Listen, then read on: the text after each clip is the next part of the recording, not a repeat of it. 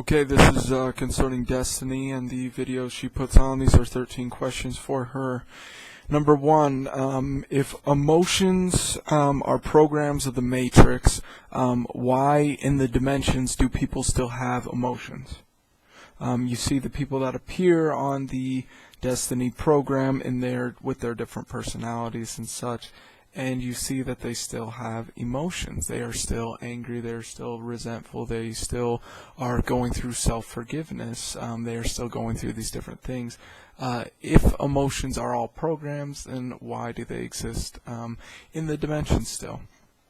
If we are a oneness and equality, then what about the plants? Who or what is the consciousness inside the plants? Because we can see in experiments where there was a man who hooked up a lie detector test to a plant, and it reacted as someone was going to harm or heal it. Basically, it reacted to somebody's intention. So who or what is the consciousness inside these plants? So the same goes for animals. There's obviously a being inside of animals. So are we oneness and equality with that? And if we are, Destiny should be preaching vegetarianism as well. But we can understand that by being around a plant, by loving it and nurturing it and taking care of it, just by the pure intention of love, even by talking to the plant, without even doing anything else physical, the plant will actually grow better. So if there is no such thing as love, then what is this thing that when you talk to a plant, you show it attention, you give it love, for lack of a better word, it actually grows. What is this thing? If you say there is no love, then how could that happen and how could that exist? If we are oneness and equality, we would need to have the same personality in the dimensions in order to create, maintain, and control the earth, and the life force supporting it. It would be so hard to nurture, maintain, and create something as perfect as the universe and maintain it at this very second where we're existing right now, and maintain myself, when everybody has different personalities and within different personal agendas, such as self-forgiveness, etc. So you see that when everybody has personal agendas and personal ideologies, even in the dimensions where they all have their personal agenda of what they're doing, and even though they are all oneness and equality supposedly, they're not one personality. So we see how impossible it is to actually do things here on this earth with different personalities. How much more would it be impossible even in the dimensions unless there was one personality? But you don't see that. You still see the individual personalities going into the dimensions. Now, if it was one personality going into the dimension, everybody say, we are all oneness and equality and we all think exactly the same, then it would work. But that's not what happens. People are still on their own personal agendas, self-forgiveness and etc. So, who is maintaining the universe right now? We can see that the body is not maintained or alive without consciousness in it. So there must be a consciousness inside the world in order for it to be maintained. And whose consciousness is in this world right now?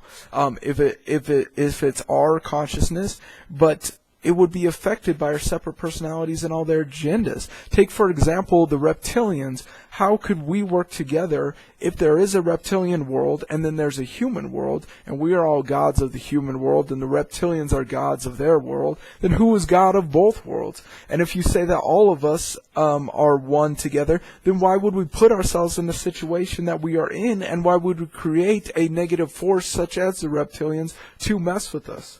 Why would we ever do that? If we were all God and we had all the power, why wouldn't we create ourselves in this world exactly as gods in order to save it? If we are all God and we are existing in a matrix, then who created this matrix? We must have created it. Then why would we do that? And why would we try to fight against it now with such a feeble attempt? Okay, number 7, I believe. If you guys are anti-belief system, then why do you guys preach the dogma of no God when the many channel beings in the past and present do acknowledge a God?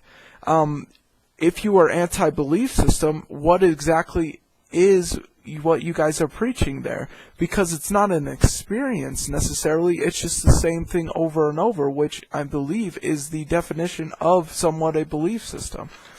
Okay, why do you guys edit out the comments? This is number 6. I'm sorry, that last one was number 5. Why do you guys edit out the comments that don't agree with your belief system? If you get on their webpage and you try to send some things to them, or you try to send some information to them, they will edit out and you will not see your information if it's disagreeing with their belief system. If you guys had the truth, then why would you care? Okay, number 7, what about synchronicities, and how do they happen at where we exist at the right place, the right time, we are meeting the right person to be our future wife, or, there's so many synchronicities that go on in people's lives continuously. Or you'll walk into a room, you'll hear the right song at the right time, or you'll open up a book, and what exactly you needed to hear, you'll hear. I mean, these things happen quite a bit, and they happen a lot more when you're trying to experience them. So who or what is creating this? If you said that we are all doing this in the dimensions, then we must work together in order to do that, to control the earth with many different ways in order to organize together that these synchronicities would happen. I mean, how much work would it take to convince or get a radio station guy to play the right song, and then get me to walk into the room at the right exact time to experience this, and to leave all that else I was doing to walk into this room to hear the song that I was thinking about in my brain? Who could be doing this all together? And if we were all doing it together, how could we ever do that with our own personal ideas and our own personal agendas, even in the dimensions, and our own personal self-forgiveness that we need to overcome? Okay, number 8, what about the secret and miracles and faith? In the secret, they say that the universe provides. So what is the thing that is interacting with humanity to provide things that we have faith in? These things keep on happening, and it's not just from the secret that they happen. They've been happening for millennium, and you can see the manifestation in our past and our history. Napoleon is a great example of that, and many people's lives. Number 8, how can we experience oneness and equality on an intellectual basis? You can understand the idea of oneness and equality, but in order to experience it, you must be on a spiritual platform. There's the body platform where you believe, hey, I'm this body right here. Then there's the mental platform where you believe, hey, I'm a mind. And then there's the intellectual platform where you believe, I'm an intellect, and what I think is who I am. But the spiritual platform is above all those. And as we experience the spiritual platform, then we can actually experience oneness and equality. We can understand the idea of oneness and equality through our intellectual platform, but to actually experience it, we must be on a spiritual platform. And how come people in the past, this is number 9, experienced and did something about oneness and equality were people who believed in a personal creator? What about the people who believe in a personal creator and have done things, actually nurtured, helped other people, believe that they were all oneness and equality, understood it? Why in the past and in the present, most of these people that actually acted on it were people who believed in a personal creator. Amma in India right now is one. She's given millions of dollars to around the world to help people out. She's showing love to as many people as she can. Mother Teresa is another one. St. Francis. Bob Marley, who believed in through Jah we are all one. He sang songs, one love, one heart. Now, if we are all one through Jah, that explains the Vedas, some of the oldest living texts that we actually have, and the knowledge through the unified field. Now, if there is no God, then who is the self that is within the self-aware consciousness governing all the laws of nature and the most amount of intelligence and energy within everything that is connecting to us all? There must be a self there if it's self-aware. Since number 11, we are sending out vibrations all the time. What kind of vibration does love send out? We can see that plants grow better when we give them love, so how could love not exist? So we could do more good by existing in love and sending out love vibrations and thoughts sending out into a personal way than doing so many other things. What about a birth and the creation of a baby?